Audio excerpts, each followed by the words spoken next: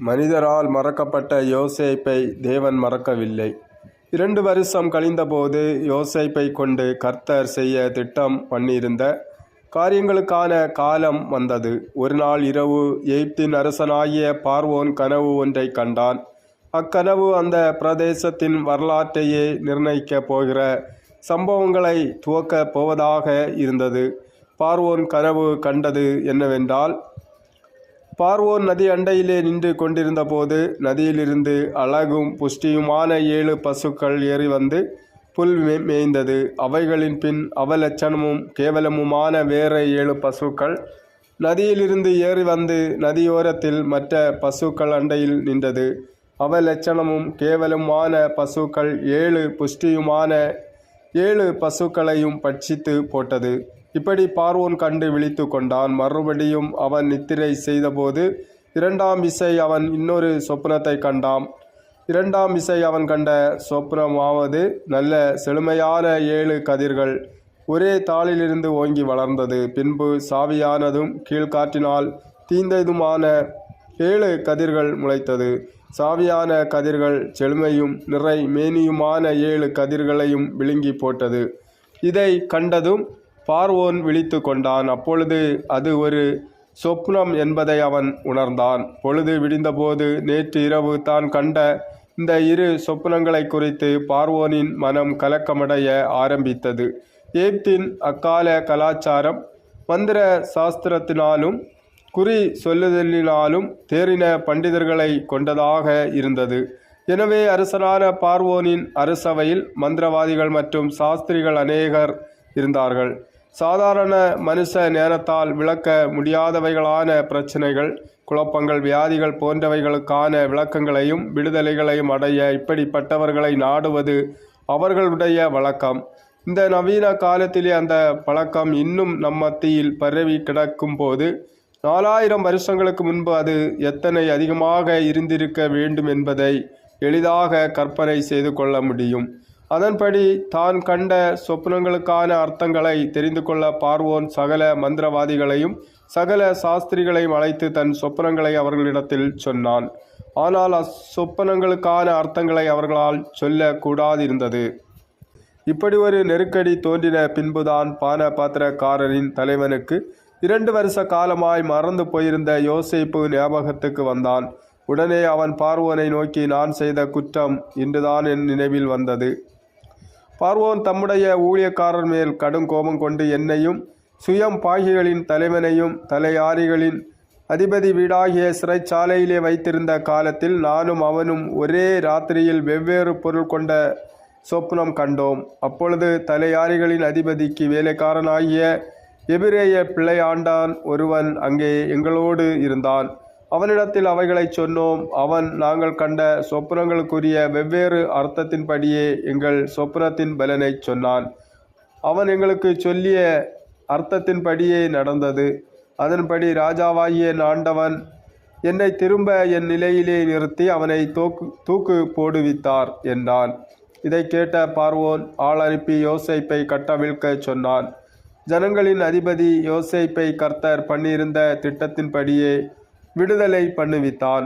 பார்வோனால் யோசேப்பு அழைப்பிக்கப்பட்டபடியால் அவனை தீவிரமாக காவல் கிடங்கில் இருந்து கொண்டு வந்தார்கள். அவன் சவரம் பண்ணி கொண்டவனாக வேறு வஸ்திரம் தரித்து கொண்டு பார்வோனிடத்தில் வந்தான். பிள்ளை ஆண்டானாய் எகிப்துக்கு கொண்டு வரப்பட்டிருந்த யோசேப்பு தற்போது 30 வயது உள்ளவனாக ஆகியிருந்தான். பார்வோன் யோசேப்பை நோக்கி, ஒரு சொப்னம் கண்டேன். அதன் அர்த்தத்தை சொல்ல ஒருவரும் இல்லை. நீ சொப்னத்தை கேட்டால் அதன் அர்த்தத்தை சொல்லுவாய் என்று உன்னை குறித்து நான் கேள்விப்பட்டேன் என்றான். யோசேப்பு பார்வோனுக்கு பிரதியுத்தரமாக, நான் அல்ல, தேவனே பார்வோனுக்கு மங்களமான உத்தரவை அருள் செய்வார் என்றான். பார்வோன் யோசேப்பை நோக்கி, என் சொப்பனத்திலே நான் நதி ஓரத்தில் நின்று கொண்டிருந்தேன். அழகும் புஷ்டியுமான 7 பசுக்கள் நதியிலிருந்து ஏறி வந்து புல் மேய்ந்தது. அவைகளின் பின் இளைத்ததும் மகா அவலட்சணமும் கேவலமுமான வேற 7 பசுக்கள் ஏறி வந்தது. இவைகளைப் போல அவலட்சணமான பசுக்களை எகிப்து தேசம் எங்கும் நான் கண்டதில்லை. கேவலமும் அவலட்சணமுமான பசுக்கள் கொழுமையான முந்தின 7 பசுக்களையும் பட்சித்து போட்டது. இவைகளின் வயிற்றுக்கு போயும் வயிற்றுக்குள் போயிற்றே என்று தோன்றாமல் முன் இருந்தது போலவே அவலட்சணமாயிருந்தது. இப்படி கண்டு விழித்து கொண்டேன். பின்னும் நான் என் சொப்பனத்திலே நிறை மேனியுமுள்ள 7 நல்ல கதிர்கள் ஒரே தாளிலிருந்து ஓங்கி வளர கண்டேன். பின்பு சாவியானவைகளும் கீழ்காற்றினால் தீந்து பதறானவைகளுமான 7 கதிர்கள் முளைத்தது. சாவியான கதிர்கள் அந்த 7 நல்ல கதிர்களையும் விழுங்கி போட்டது. இதை மந்திரவாதிகளிடத்தில் சொன்னேன். இதன் பொருளை எனக்கு விடுவிக்கிறவன் ஒருவனும் இல்லை என்றான். பார்வோன் சொன்னதை கேட்ட யோசேப்பு, பார்வோனின் சொப்பனம் ஒன்றுதான், தேவன் தாம் செய்ய போகிறது இன்னதென்று பார்வோனுக்கு அறிவித்திருக்கிறார். அந்த 7 நல்ல பசுக்களும் 7 வருஷமாம், 7 நல்ல கதிர்களும் 7 வருஷமாம். சொப்பனம் ஒன்றே, அவைகளின் பின் ஏறி வந்த கேவலமும் அவலட்சணமுமான 7 பசுக்களும் 7 வருஷமாம். கீழ்காற்றினால் தீந்து சாவியான 7 கதிர்களும் 7 வருஷமாம். இவைகள் பஞ்சமுள்ள 7 வருஷமாம். பார்வோனுக்கு நான் சொல்ல வேண்டிய காரியம் இதுவே. தேவன் தாம் செய்ய போகிறதை பார்வோனுக்கு காண்பித்திருக்கிறார். எகிப்து தேசமெங்கும் பரிபூரண விளைவு உண்டாயிருக்கும் 7 வருஷம் வரும். அதன் பின் பஞ்சம் உண்டாயிருக்கும் 7 வருஷம் வரும். அப்பொழுது எகிப்து தேசத்தின் பரிபூரணம் எங்கும் மறைக்கப்பட்டு போகும். அந்த பஞ்சம் தேசத்தை பாழாக்கும். வரப்போகிற மகா கொடுமையான பஞ்சத்தால் தேசத்தில் முன்னிருந்த பரிபூரணம் எல்லாம் ஒளிந்து போகும். இந்த காரியம் தேவனால் நிச்சயிக்கப்பட்டிருக்கிறது என்பதையும் தேவன் இதை சீக்கிரத்தில் செய்வார் என்பதையும் குறிக்கும் பொருட்டு இந்த சொப்பனம் பார்வோனுக்கு ரெட்டித்தது. இப்படி பார்வோனின் சொப்பனத்துக்கு அர்த்தம் சொன்ன யோசேப்பு தொடர்ந்து பார்வோனை நோக்கி, ஆகையால் வேகமும் ஞானமும் உள்ள ஒரு மனுஷனை தேடி அவனை எகிப்து தேசத்துக்கு அதிகாரியாக பார்வோன் ஏற்படுத்துவாராக. இப்படி பார்வோன் செய்து தேசத்தின் மேல் விசாரணைக்காரனை வைத்து பரிபூரணமுள்ள 7 வருஷங்களில் எகிப்து தேசத்திலே விளையும் விளைச்சலில் 5இல் ஒரு பங்கை வாங்கும்படி செய்வாராக. அவர்கள் வரப்போகும் நல்ல வருஷங்களின் விளையும் தானியங்களை எல்லாம் சேர்த்து பட்டணங்களில் ஆகாரம் உண்டாயிருக்கும்படிக்கு பார்வோனுடைய அதிகாரத்துக்குள்ளாக தானியங்களை பத்திரப்படுத்தி வைப்பாராக. தேசம் பஞ்சத்தால் அழிந்து போகாத படிக்கு அந்த தானியம் இனி எகிப்து தேசத்தில் உண்டாகும் பஞ்சமுள்ள 7 வருஷங்களுக்காக தேசத்திற்கு வைப்பாய் இருப்பதாக என்று சொல்லி ஏற்ற ஆலோசனையை வழங்கினான். யோசேப்பு சொன்ன அந்த யோசனை பார்வோனுடைய பார்வைக்கும் அவனுடைய ஊழியக்காரர் எல்லாருடைய பார்வைக்கும் நன்றாய் காணப்பட்டது. யோசேப்பு பேசி முடித்தவுடன், தேவ ஆவியை பெற்ற இந்த மனுஷரைப் போல வேறொருவன் உண்டோ என்று பார்வோன் தன் ஊழியக்காரரை நோக்கி கேட்டான். உடனே பார்வோன் யோசேப்பை பார்த்து, தேவன் இவைகள் எல்லாவற்றையும் உனக்கு வெளிப்படுத்தியிருக்கிறபடியால் உன்னை போல வேகமும் ஞானமும் உள்ளவன் வேறொருவனும் இல்லை. நீ என் அரண்மனைக்கு அதிகாரியாயிருப்பாய். உன் வாக்கின்படியே என் ஜனங்கள் எல்லாரும் அடங்கி நடக்க கடவர்கள். சிங்காசனத்தில் மாத்திரம் உன்னிலும் நான் பெரியவனாய் இருப்பேன் என்று சொன்னான். பின்னும் பார்வோன், பார், எகிப்து தேசம் முழுமைக்கும் உன்னை அதிகாரியாக்கினேன் என்று சொல்லி தன் கையிலே போட்டிருந்த தன் முத்திரை மோதிரத்தை கழற்றி அதை யோசேப்பின் கையிலே போட்டு மெல்லிய வஸ்திரங்களை அவனுக்கு உடுத்தி பொன் சரப்பணிகளை அவன் கழுத்திலே தரித்து தன்னுடைய 2ஆம் ரதத்தின் மேல் அவனை ஏற்றி தண்டனிட்டு பணியுங்கள் என்று அவனுக்கு முன்பாக கூறுவித்து இவ்விதமாக யோசேப்பை எகிப்து தேசம் முழுமைக்கும் அதிகாரி ஆக்கினான். மேலும் பார்வோன் யோசேப்பை நோக்கி, நான் பார்வோன், ஆனாலும் எகிப்து தேசத்தில் உள்ளவர்களில் ஒருவனும் உன் உத்தரவு இல்லாமல் தன் கையாவது தன் காலையாவது அசைக்கக்கூடாது என்று சொல்லி தன் பிரபுக்களை அவன் மனதின்படி கட்டவும் தன் மூப்பர்களை ஞானிகளாக்கவும் அவனை தன் வீட்டுக்கு ஆண்டவனும் தன் ஆஸ்திகளுக்கெல்லாம் அதிபதியும் ஆக்கினான். யோசேப்புக்கு இத்தனை உயர்வையும் அந்தஸ்தையும் கொடுத்த பார்வோன் அவனுக்கு தன் மக்களின் மேன்மக்கள் மத்தியில் உறவையும் ஏற்படுத்தி கொடுத்தான். எகிப்து தேசத்து ஓன் பட்டணத்து ஆசாரியனாகிய போத்தி பிராவின் குமாரத்தை ஆகிய ஆஸ்நாத் என்னும் பெண்ணை பார்வோன் அவனுக்கு மனைவியாக கொடுத்தான்.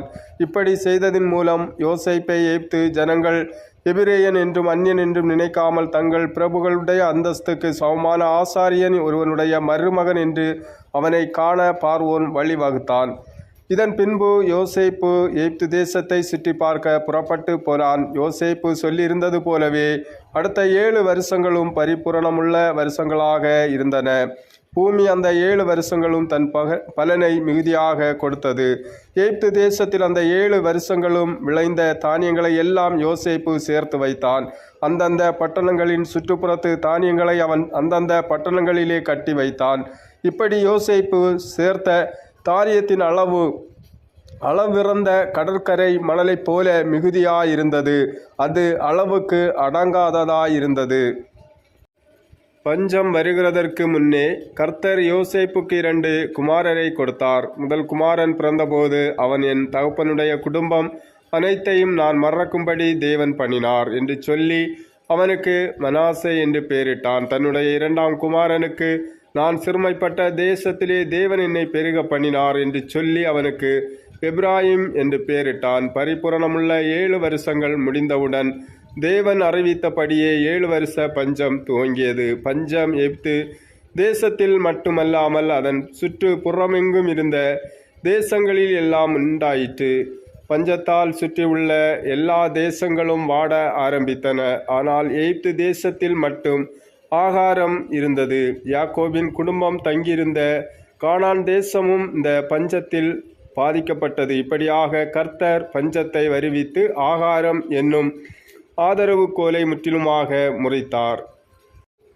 ஆனால் இந்த பஞ்சத்திலே யாக்கோபின் குடும்பத்தை உயிரோடு காக்க தேவன் ஏற்கனவே திட்டம் பண்ணி அவர்களுக்கு முன்பாக யோசேப்பு என்னும் புருஷனை சிறையாக விற்கப்பட்டு போக அனுமதித்து எகிப்திற்கே அனுப்பியிருந்தார். இதனை அப்போது அவர்கள் அறியாதிருந்தார்கள். எகிப்திலே விளைச்சல் இல்லாமல் போன போது ஜனங்கள் உணவுக்காக பார்வோனை நோக்கி ஓலமிட்டார்கள். ஆனால் பார்வோனோ, நீங்கள் யோசேப்பினிடத்துக்கு போங்கள், அவன் உங்களுக்கு சொல்லுகிறபடி செய்யுங்கள் என்று சொல்லி அவர்களை யோசேப்பினிடத்திற்கு அனுப்பினான். தேசமெங்கும் பஞ்சம் உண்டான போது யோசேப்பு களஞ்சியங்களை எல்லாம் திறந்து எகிப்தியருக்கு தானியங்களை வித்தான். பஞ்சம் எகிப்து தேசமெங்கும் வர வர கொடியதாயிற்று.